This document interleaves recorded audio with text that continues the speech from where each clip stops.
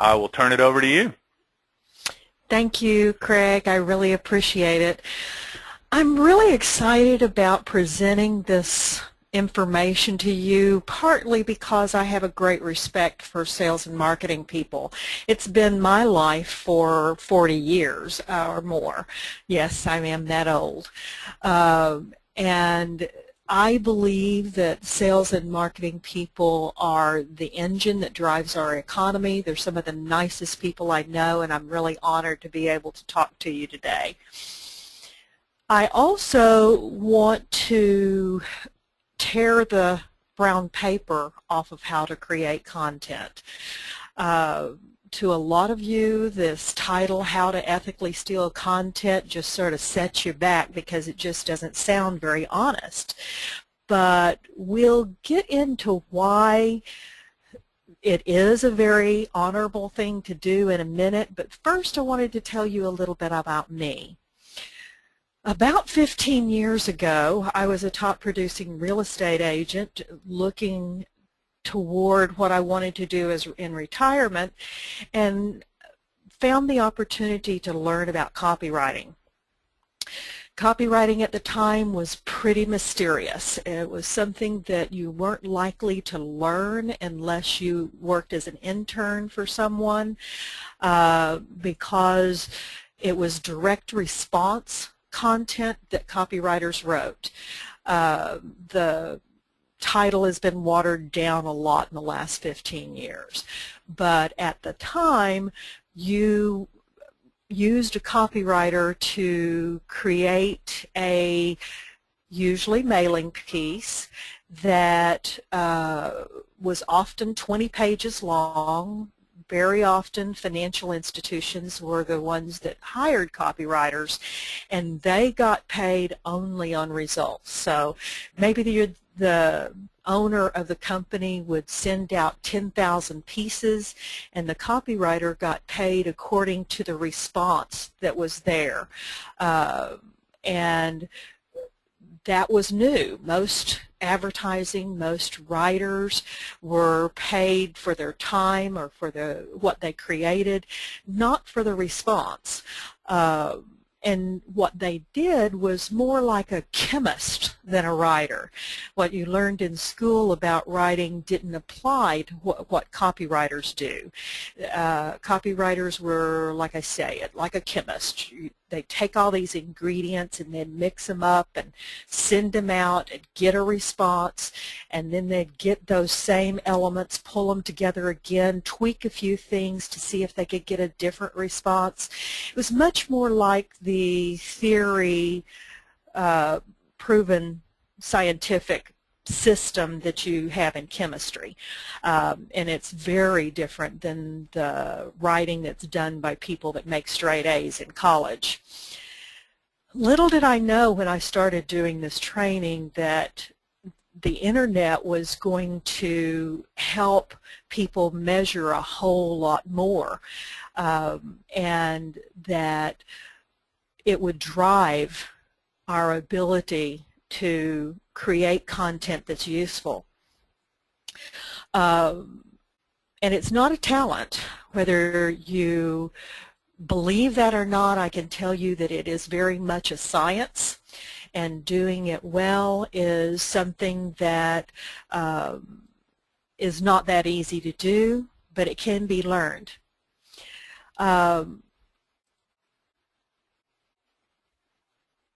This webinar is broken down into 3 different modules.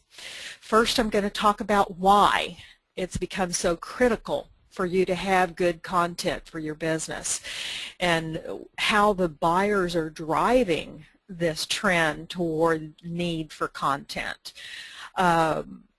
So what that reminds me of is a TED Talk that I heard. I don't know if you know about TED. It's TED.org or TED.com. If you go to that site, you'll hear some of the greatest minds in the world talk about what they're passionate about. And the man who talks about the power of why his name is Simon Sinek. That's S-I-N-E-C-K. I encourage you to go and see what Simon says about the power of why at his presentations there. His bottom line, what he says is that people don't buy what you do, they buy why you do it.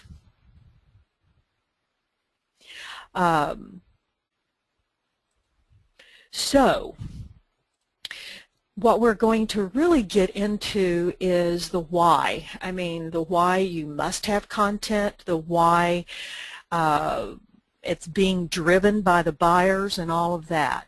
In the second module, we're going to get into the difference between plagiarism and theft. There's a huge difference between the two. I would never advocate plagiarism, but I require anyone that works with me to be very good at stealing. And we'll talk more about that in the second module. Then in the third module, we're going to get into very specific how-tos. We're going to step by step take you through the process of stealing content ethically and storing it and using it to satisfy your prospects and customers. So that's what we're going to cover. So, okay, common writer's block. That's probably something that most of you have experienced. You know your prospects and customers. You talk about your products and services all the time. You may even be the very best in your industry. But when it comes time to sit down and write content that you know your customers and prospects will use and enjoy and respond to, you're just clueless. It's a very common place to be. I stole this from Jim Kim, who is a World Bank president, and he's quoting Bill Gates, who said, "We shouldn't sit around and wait for some revolutionary ideas to pop into our heads. Innovative ideas are all around us." So today we're going to delve into how to tap into those innovative ideas and use them to meet the needs of our customers and clients. But first we've got to understand why. In this segment, I've got two goals. The first is to convince you, if you don't know already, that creating content to market your products and services is not a matter of choice. It's an absolute requirement. You must do it. And then secondly, I want you to understand that it's virtually impossible to fuel your marketing content unless you do three things. Become a consumer of content. Watch what is out there, pay attention to it, and then secondly, notice what triggers a response from you, what resonates with your gut, what causes you to respond to what the content that other people have out there, and then steal what works for you. It's just that simple. So, buyers are demanding. They're information hungry and intolerant of promotions.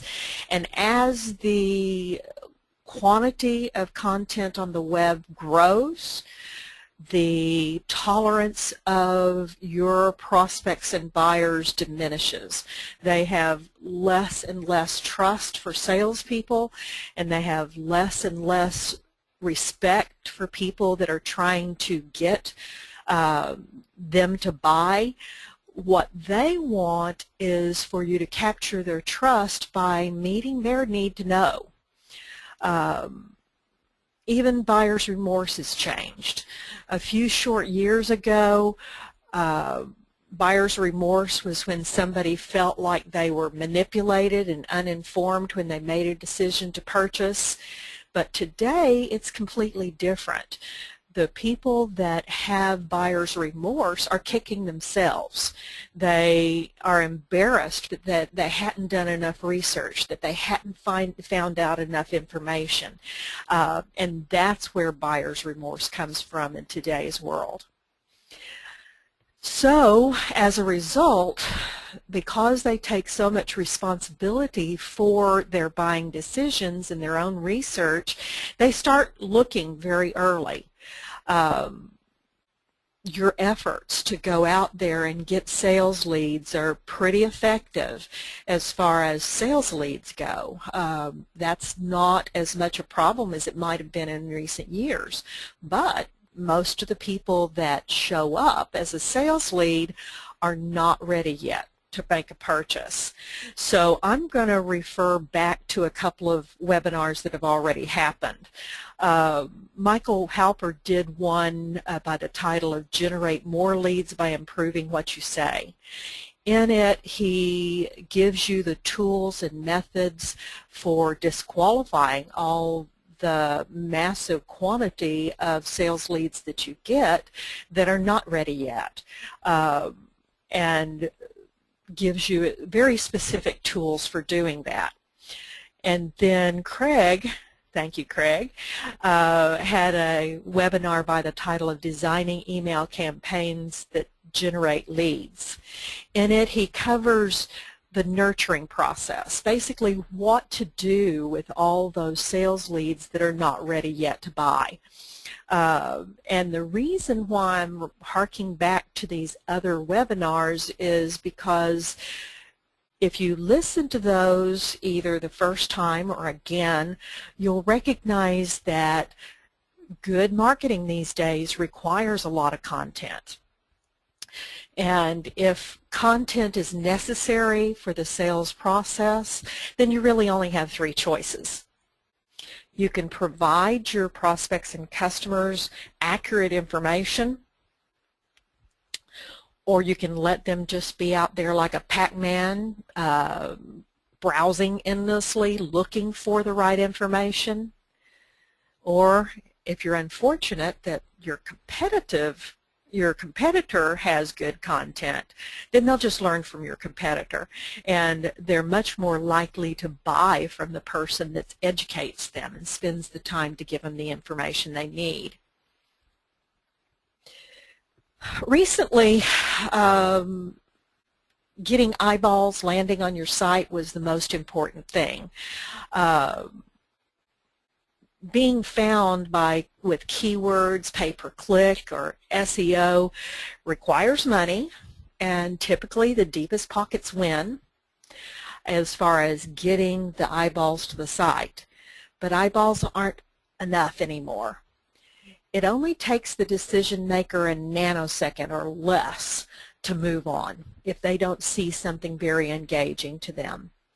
So if you don't engage right away, if what you put out there is not relevant to their interest and their needs, all the money and time that you put into getting them on your site is just a waste of money.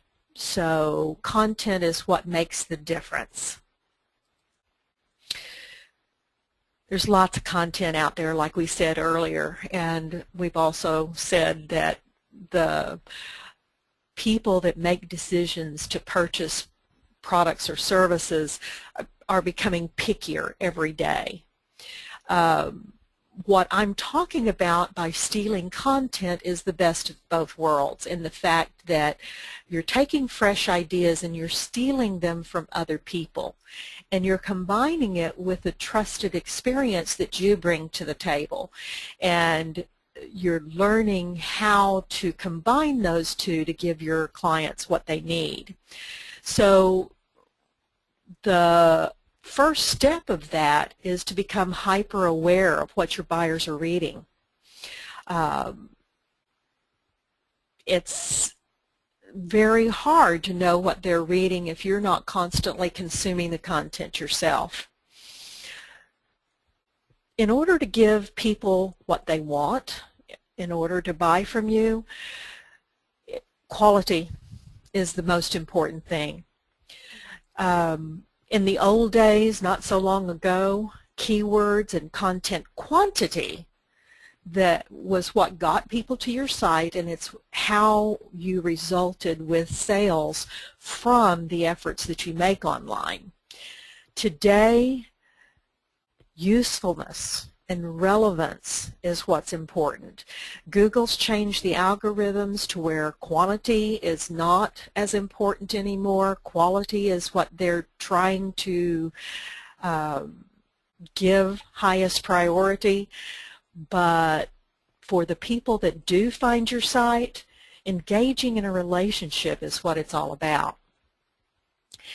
Now, for those of you that think, oh yeah, she's talking about consumer purchases, it's different for me because I sell a product or service to other businesses. I'm a B2B seller, and you think that all this doesn't apply. Well, it does.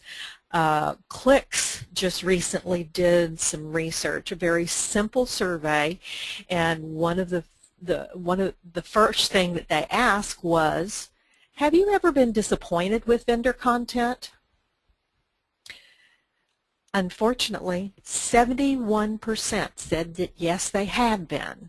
Content has not met the mark as far as they're concerned. Then the follow-up question was, how likely are you going to consume the content of that vendor now that you've been disappointed by what they offered you? 64% said only slightly likely to read any future content. Now, the way I extrapolate these numbers is that poor content leaves your present clients vulnerable to finding another vendor, and it leaves your prospects with less motivation to pay attention to what you have to say. So the quality of the content and the relevance of the content is critical whether you're in B2B or B2C situation. So what do the customers want? They want it to be easy. Easy to read, scannable, engaging. We were talking earlier about the science of copywriting, and one of the things that copywriters are dead set on is it needs to be at 8th grade level of reading comprehension or less. And if you have not been exposed to this idea, it is something that Flesch Kincaid scoring can be added to your Word document. So make sure that you have the ability to keep it simple. The truth is we are wired to explore, learn, and connect with others. There's 100 billion brain cells that we have, and we use it to process information more than the most powerful computers out there. Every second of our lives we're learning and interpreting the world around us. Today's consumers want to look smart. When they're children, they're told not to brag, but today it is perfectly acceptable to brag about the smart decision that you made as a consumer, and they use what you've taught them in your content to have those bragging rights. It's a long-term investment, your content is. It kind of levels the playing field between the large companies and the small companies. We've talked about the deep pockets that you need for PPC and the struggle to keep up with Google changes. But although this little graphic here was put together by Markatunis for social media, there's a really good point here. An awful lot of content out there is talking about how awesome we are. However you get it out there, that's what you're all about, is making it about you. But good content today that actually converts is successful at showing how you can be helpful to make those prospects and customers more awesome themselves. So let's tear off the brown paper and talk about the difference between plagiarism and stealing. A comedian named Stephen Wright says, to steal ideas from one person is plagiarism. To steal from many is research. Yeah, it's not that simple, and I know you may not be convinced yet, but let's dig a little deeper. Whoop. Okay, there we go. just release yourself from the idea that you can be 100% original, because if you're sitting down there without stealing content ideas from others, then you're just accessing a file cabinet that's already in your head. It is not original. In fact, the Bible says in Ecclesiastes 1:9, there is nothing new under the sun. Plagiarism is taking from others and claiming it as your own. It demonstrates the insecurity of the person that's plagiarizing. It shows the dishonesty of a person that's plagiarizing. But stealing begins with deep humility. It comes from the place to acknowledge others have something to contribute to your prospects. It's very generous of you to steal. I chose this topic about 6 months ago or longer, and I only found Austin Kleon's book about a month ago, and I just love it. This is a process. Is it worth stealing? Yes, and I would add right here, find a place and a way to store it, and we'll go into that later. If it's not worth stealing, just skip on and go past it. Independent filmmaker Jim Jarmusch said, "Steal from anywhere that resonates with inspiration or fuels your imagination. Select only the things to steal from that speak directly to your soul. If you do this, your work and theft will be authentic." Stole a little bit more from Austin. These 4 quotes are directly from his book. Salvador Dali is an artist that I truly love, and he says, "Those who do not want to imitate anything produce nothing." Many of you that are producing your own content may be not producing enough, or you're producing it where it does nothing, even though you may be producing something.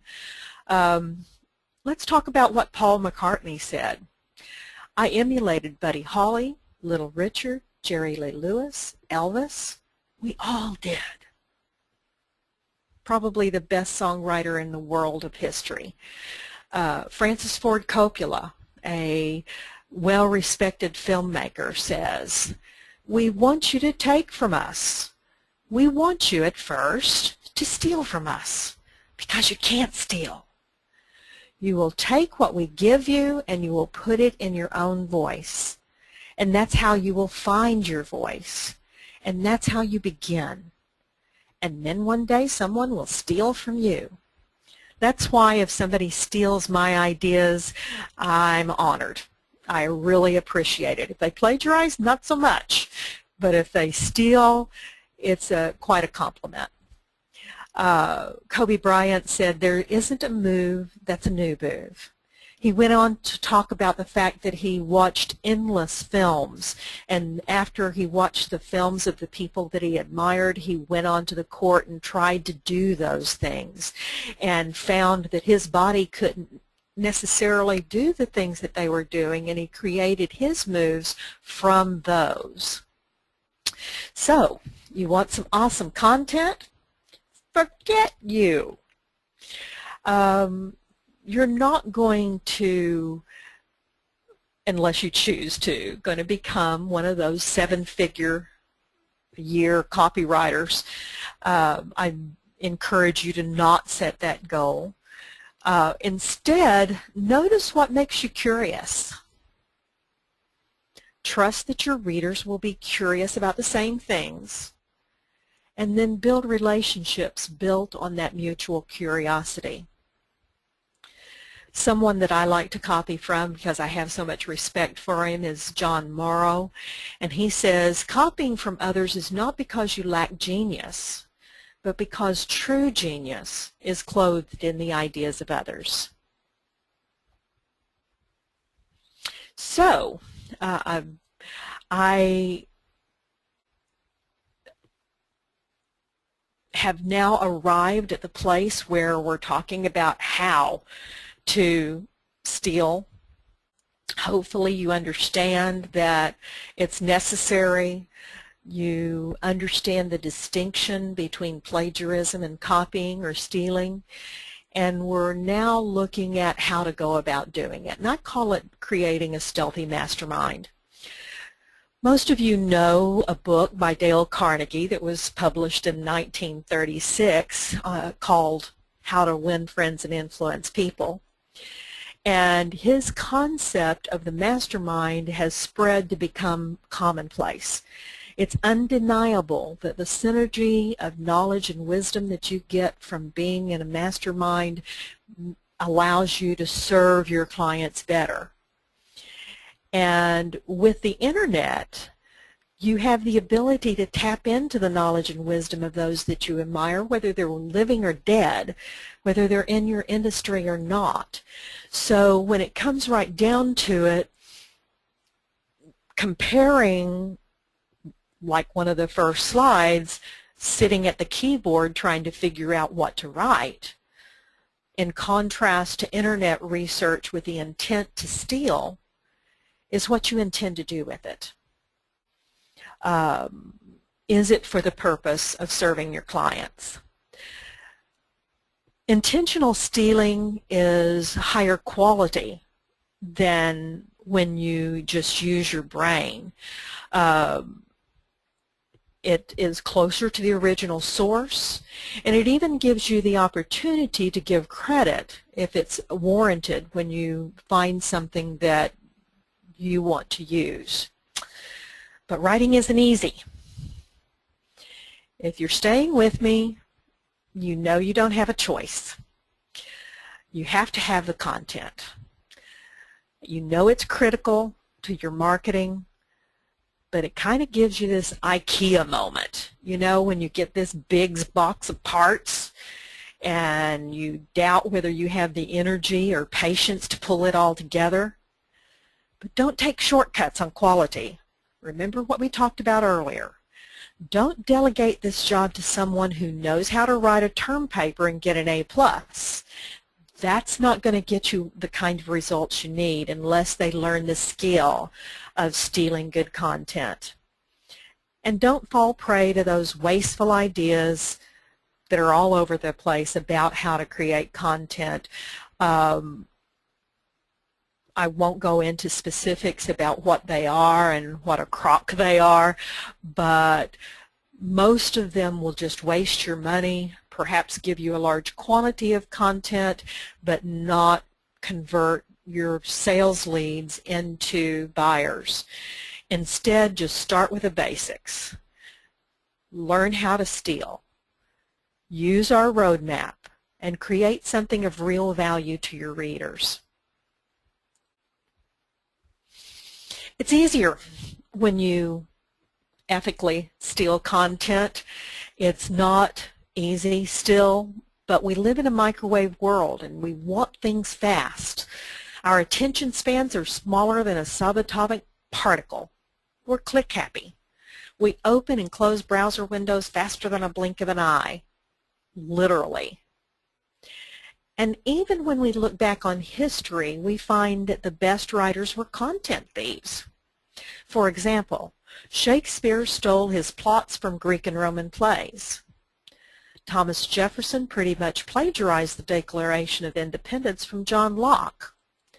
The people that you've always admired for what they brought to you in the way of content learned long ago that tapping into the brilliance of others serves their audience. So I encourage you to learn the basics of gathering resources. As a ghostwriter for a wide variety of businesses, I've written content for everything from other real estate agents to manufacturers to Craig and his company, and without being able to steal content for my clients, I could not do that well. And I now have some more writers that I'm training, and it's one of the hardest habits to get a new writer to develop. They come to me, they're creative writers, they're proud of their abilities to write, and I tell them to put that creativity, that writing skill on a back burner and learn how to steal. It takes a while sometimes, but when they finally get it, their writing improves. It becomes much more engaging. The writing becomes much more able to convert to sales. And as an expert in your industry, you may know too much, or you may find it hard to manage the time to resource the content well. But keep in mind that large companies have these big marketing staffs with writers that all they do is create content for those big companies. And to level the playing field to where it's fair for the small to medium-sized business, they need to create content. But because they're closer to the customer, they can create content that is even more engaging. This is even more appropriate for the customers. And they can do that by outsourcing to a freelance ghostwriting firm like me. And that outsourcing allows the small to mid-sized business to focus on what they do well and outsource the content creation to where they have closer to a level playing field with the larger businesses that are trying to get their customers. Real quickly, I want to go over the skills that you need to master in order to be a good content thief. And we've talked about this several times. Pay attention. What interests you and why? Recognize when something is quality and when it isn't. Engage in conversations with your current clients. Go into your CRM and find a customer that will talk to you about what kind of content will be valuable to them now as a customer, or what would have been valuable to them when they were a prospect trying to make a decision about what to purchase, what service or product to purchase.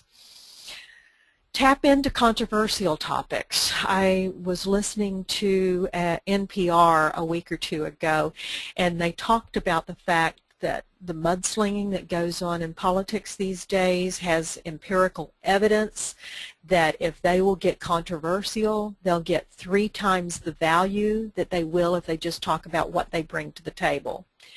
Listen to that. That's really important. You can use that fact in your own business. Watch what content is being posted by competitors.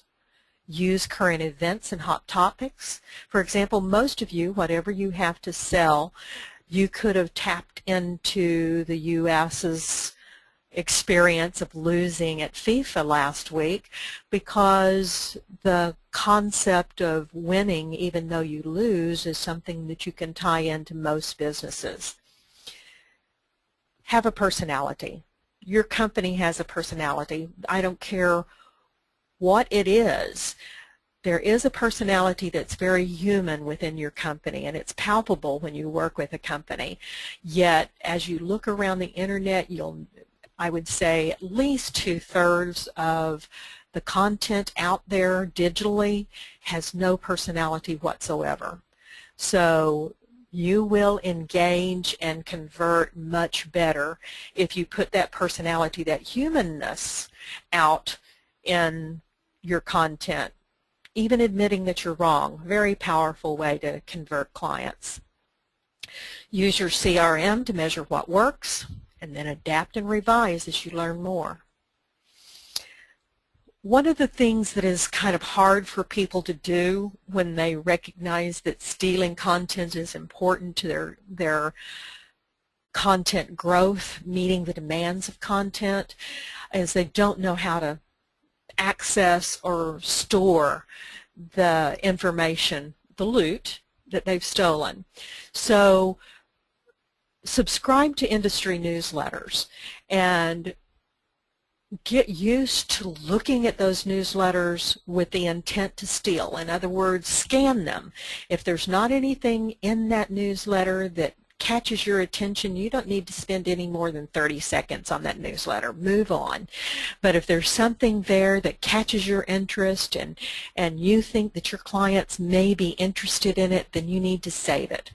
I keep a swipe file for each one of my clients in my email program, and I subscribe to their industry newsletters and slide those newsletters that have something interesting into a separate folder in my Outlook. I also create, when I'm doing research for a client, I create swipe files that are Word documents. I say MS Word, but you know that it'll fit with any kind of document storage you use. I make snippets and hyperlinks to go back and pick up that information. I participate in discussions on social media. That allows me to find experts that I might want to interview, or asking someone to guest post for you is a very powerful way to engage trust from your clients. I don't care what product or service you sell, there are people that have a very similar client base, but they sell something very different. Those are the people that you want to bring in and ask them to guest post for you. It makes you look generous. It makes you look like you're an expert and that they can trust you. It's a very good way to add content with very little effort. Curation is another thing you can do, and I'm going to give you a link in a minute of of one of the sites that will really educate you about how to curate instead of stealing. But the bottom line is, without fail, give credit where it's due. Do not plagiarize. But keep a notebook or voice recorder with you to make notes while you're doing other things. Personally, I get my best ideas when I'm driving down the road. I know people that get their best ideas while they're in the shower or first thing in the morning. However it works for you, make sure that you have a way to record those ideas immediately when they come into your head. A lot of times you'll read something from someone else, swipe it, put it into a file, and then a day later you figure out how to use that in a way that's really engaging for your own customers. You always need to be asking what your prospects and customers want to know, and then developing ways to deliver it. Bottom line, be curious. We've talked about that several times. Here are some swipes that I went and found and wanted to give you examples of. I'll save headlines. I'll have hyperlinks of things that I want to go to. This is a swipe that I created for the people I'm training. Michael Fortin had this great list of headline ideas that I wanted to send them. And I also did a snippet of a Google search to where they could see that they had other resources they could use as well. This is a LinkedIn conversation that I had with some other writers, and it's interesting to see the way they approach their clients' needs, and I learned from them. Karen Greenstreet is somebody that I've been watching for years, and I put this on my Facebook business site because she developed a set of metrics that you can put in your CRM that will very strongly indicate whether you need to up your SEO or your PPC, or whether you need to improve your content. It'll remove the doubt of whether you need better content than you currently have, or perhaps more content than you currently have.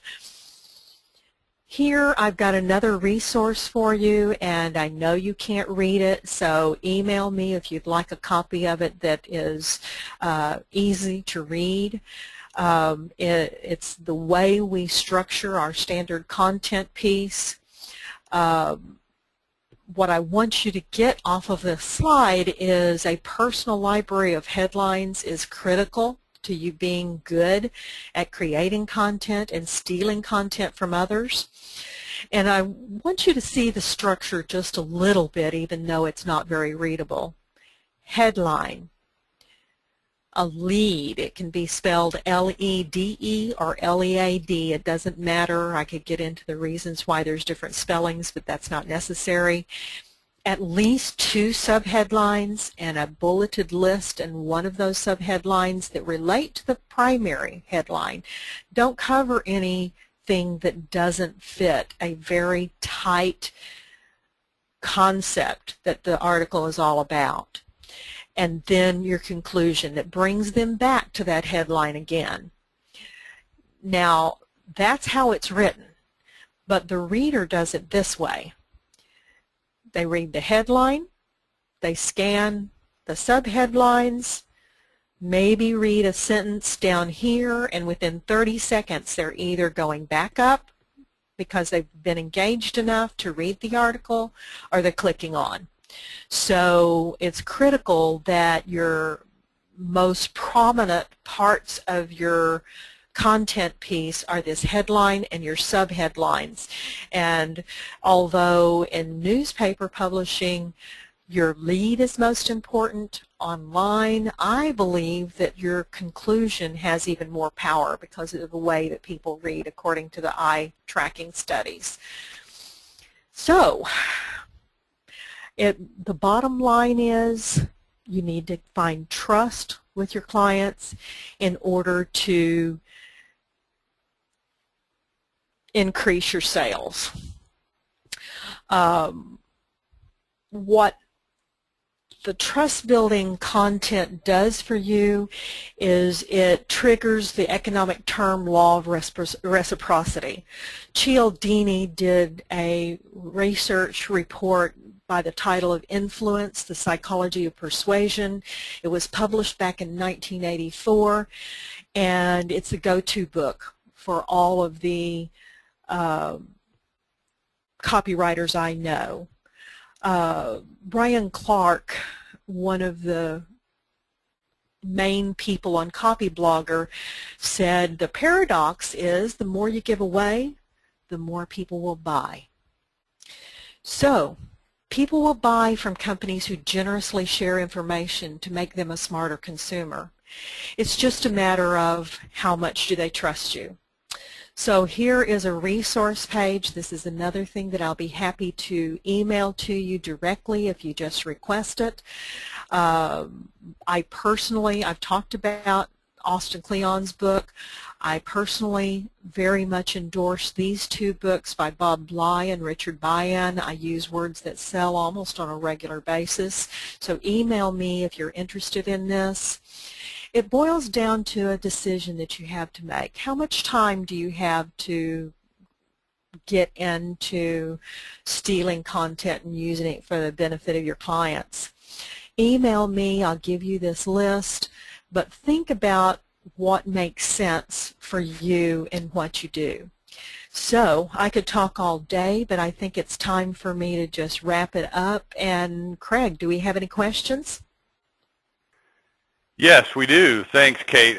First of all, that was really great. I really appreciate you sharing all of that with our customers and audience. Actually, Shannon asked a really great question, so I'll just read it to you. When copying or stealing content, are you required to name the original source? It depends. It depends. I'll illustrate that by saying that probably 80% of the content of this webinar has been stolen on some level. But you notice that I gave credit to a lot of people, but not to everybody. One of the things that I don't believe that you need to give credit to are when you find a pithy phrase and you make it your own. For example, when I was talking about the attention spans the size of a subatomic particle, I would like to think I would come up with such a cute, pithy phrase, but I stole that from Michael Fortin, and I didn't feel the need to credit him. So it's something that you get used to over time, but certainly you don't want to plagiarize. But you can pick up on catchy phrases, headlines, and those kinds of things without giving credit to the other people. You don't use slightly different words. There's another question here. Jim wants to know, what is the KWR SCP guarantee? Okay, I'd love to tell you, but it'll take me a little bit longer than we have left to talk about here. The bottom line of this guarantee is I've come up with a way that you can risk-free get real good information about whether it's a good idea for you to write your own content. It involves a special price for content pieces and a generous offering of things that we send to you, and you write one article and I tell you what I would have done differently, and at that point you decide, do you want us to write the content for you, or do you know enough from what I've taught you that you feel confident to write yourself? So it's a money-back guarantee, absolutely no risk. You make all the decisions. Wow, that's great.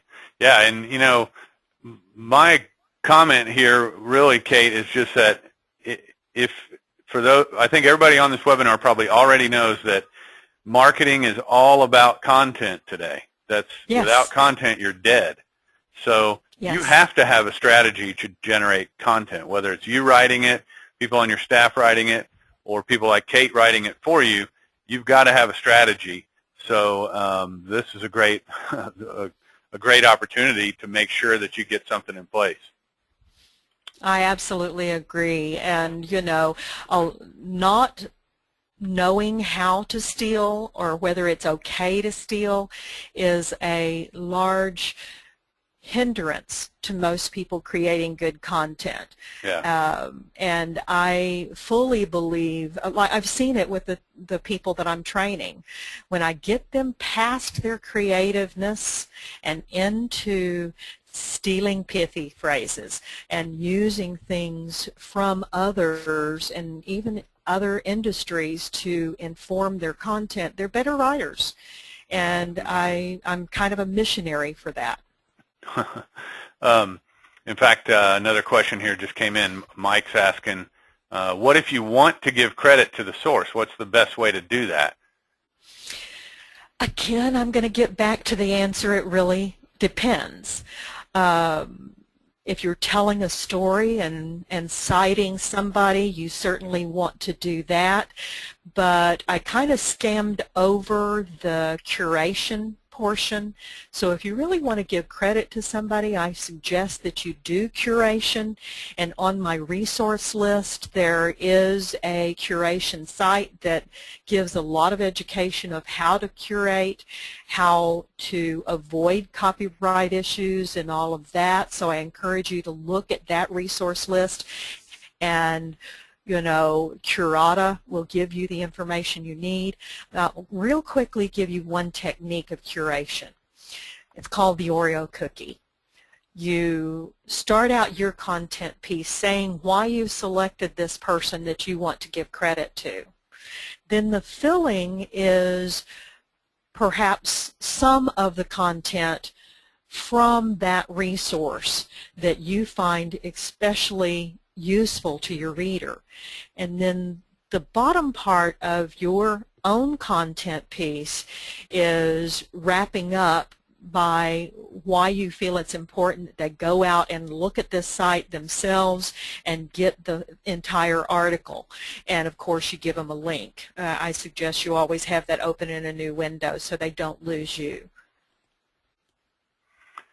Yeah. I mean, that's what you're describing there is essentially what we teach people to do in our starter kit program, where we help our customers write email campaigns. And you know, what I always tell people is that the publisher of this information that we're going to cite and, you know, maybe even take a little excerpt from their blog post or whatever, they want people to come to their site. So they're very happy for us to put a link that, you know, has a little teaser of their content and then a link for people to go to their site. It's Absolutely. a win-win. You're doing them a favor. Yeah, exactly. You're doing them a favor. And you look much more generous and knowledgeable in the fact that you have curated something that's useful to the reader. Mm-hmm. Well, want to remind everybody before we wrap it up here, we are recording the webinar, and you will receive tomorrow, about 24 hours from now, an email with a link to the recording and the slides. So you'll have access to all of this great content that Kate shared with us today. So you can go back and reference it and share it with other folks, etc. So you'll get an email with that link tomorrow. And before you shut it all down today, go back to the Sales Growth Hub site and go to the events page, and you'll see our next webinar, How to Lead a Successful Discovery Sales Meeting, that'll be presented by Mike Faraday. That's going to be on July 23rd, same bat time at 1 p.m. Central, 2 p.m. Eastern. So get registered for that, and we'll look forward to seeing you all in a couple of weeks.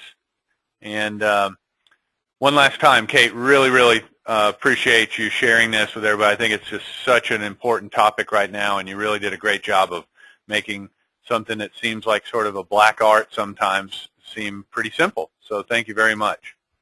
Thank you, Craig. I love the opportunity. And thanks to everybody for joining us today, and we'll look forward to seeing you at the Sales Growth Hub again soon. Thanks, everybody.